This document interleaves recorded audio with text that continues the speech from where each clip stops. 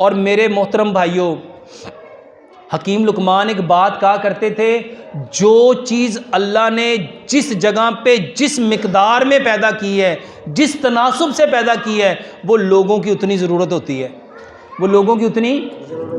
मेरे मोहतरम भाइयों, सलाद खाओ, सलाद खाओ, कम से कम 10 किस्म का सलाद, गाजर, मूली, शलजम, खीरा, प्याज, टमाटर, बंद गोभी, लाल मूली, चुकंदर, सलाद के पत्ते, बंद गोभी के पत्ते, सब्ज़ धनिया, पुदीना, कितनी चीज़ें हैं मेरे मोहतरम भाइयों। इसको छोटा छोटा काट लो।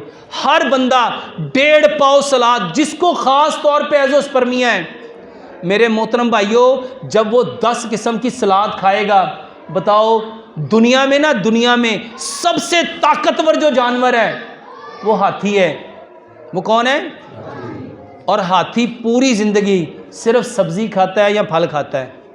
उसका गोश्त कितना ताकतवर है, उसकी हड्डियाँ कितनी ताकतवर है, उसका साइज़ कितना है। मेरे मोहतरम भाइयों, सलाद की आदत बनाओ।